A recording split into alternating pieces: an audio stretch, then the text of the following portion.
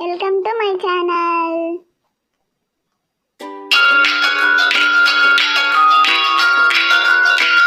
ఒక చిన్న పల్లెటూరులో రవి మరియు మణి అనే ఇద్దరు పిల్లలు ఉండేవారు. వాళ్ళిద్దరూ చాలా మంచి స్నేహితులు. చాలా చక్కగా ఆడుకుంటూ ఉండేవారు. ప్రతిరోజు వాళ్ళు పాఠశాల తర్వాత గ్రామం చివర ఉన్న మామిడి చెట్టు కింద ఆడుకోవడం వాళ్ళకు చాలా ఇష్టం. ఒకరోజు ఉదయం వాళ్ళు పేపర్ విమానాలు ఎగరేస్తుండగా వాళ్ళిద్దరికీ చిరు చిరు అనే మృదువైన శబ్దం వినిపించింది. వాళ్ళు పైకి చూశారు.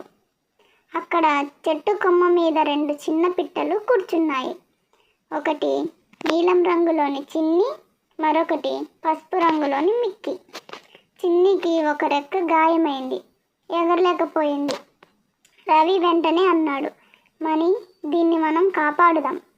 మణి చిరునవ్వు చిందిస్తూ, అవునరా, దీనికోసం చిన్న గూటి చేసేద్దాం. వాళ్ళు పత్తి గడ్డితో ఒక అందమైన గూటి తయారు చేశారు. ప్రతిరోజు పిట్టలకు నీరు, ధాన్యాలు ఇచ్చేవారు. రోజులు గడిచాయి. 2 పిల్లలు 2 పిట్టలు నిజమైన స్నేహితులు అయ్యారు. ఒకరోజు ఉదయం చిన్ని తన రెక్కలు అటు ఇటు ఊపింది. మరుసటి క్షణంలో ఆమె ఎగిరింది. మిక్కి ఆనందంతో చుట్టూ తిరిగింది. రవి, మణి ఇద్దరికీ సంతోషం కలిగింది, కానీ కొంచెం బాధ కూడా. మణి చెప్పాడు, ఇప్పుడు ఇవి వెళ్ళిపోతాయిరా. రవి మృదువుగా అన్నాడు, వెళ్ళినా మనల్ని ఎప్పటికీ మర్చిపోవు అని. పిట్టలు ఆకాశంలో హృదయం ఆకారంలో తిరిగాయి.